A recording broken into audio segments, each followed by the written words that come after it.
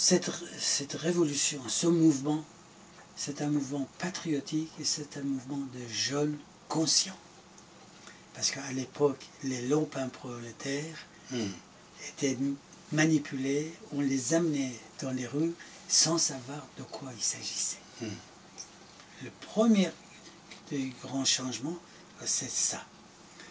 Le deuxième grand changement, c'est que devant la faiblesse du gouvernement à l'époque, ce gouvernement sanguinaire et criminel est décidé de résister,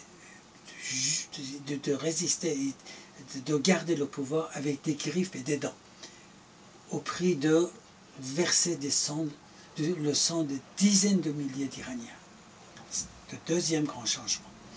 Et troisième grand changement, enfin de différence, ce qui est plusieurs fois nous avons parlé, dans l'équation de la libération de l'Iran, de ce régime criminel, il y a un facteur essentiel qui manque, c'est un leader charismatique. Il manque ça. Il manque ça.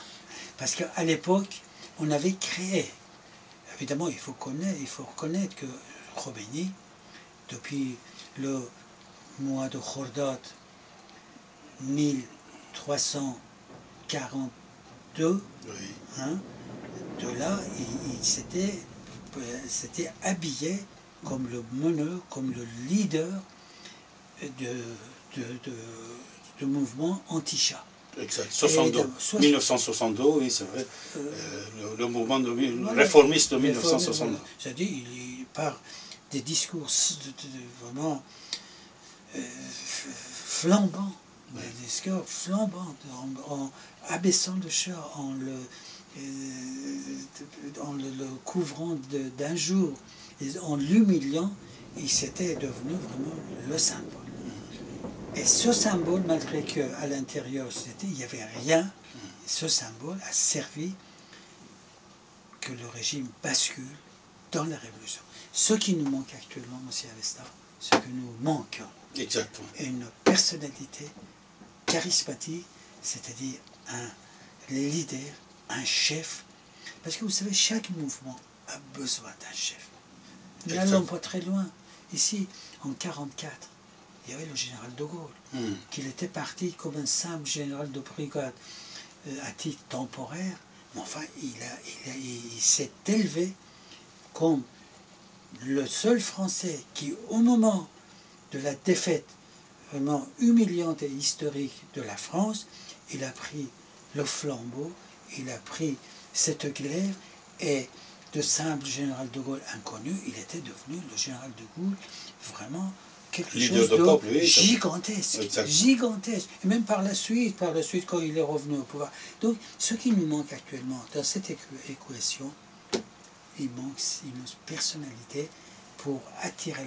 Et à l'heure actuelle, voyez-vous, en Iran, ces jeunes souffrent. Je sais que vous êtes en contact. Docteur Asma, il est en contact direct avec le peuple. Voyez-vous, alors ils me disent, mais qu'est-ce que vous faites? Qu'est-ce que vous nous dites de faire? Voyez-vous, il manque d'organisation. C'est pour ça que, M.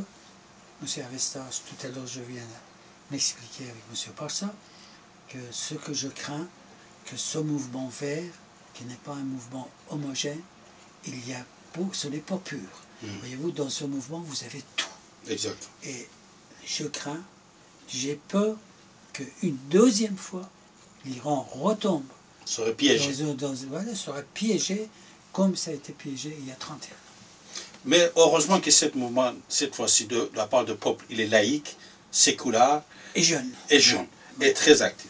Docteur Razmara, je sais que vous continuez à fêter Noël, les fêtes de fin d'année, et la famille qui vous attend à la maison. Nous sommes le 26 décembre 2009. D'ici quelques jours, l'année va se terminer.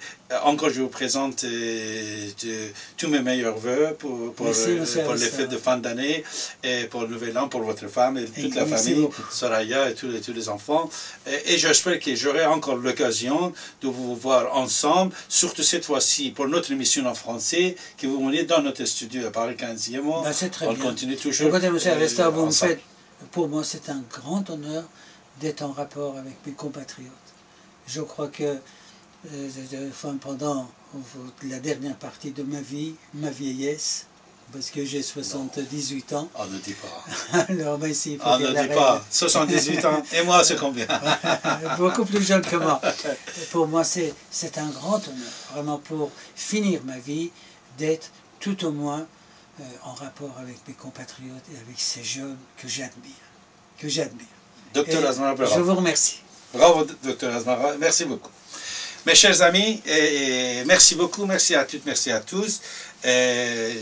N'oubliez pas que la totalité de cette émission également va être disponible d'ici demain sur Facebook, sur YouTube et dans notre chaîne mehtv.fr, bien sûr sur 95.2 FM Radio. Ici maintenant, vous êtes en train de nous écouter. Nous allons ouvrir les lignes, les débats avec vous, mes chers amis. À tout à l'heure. Quel vent.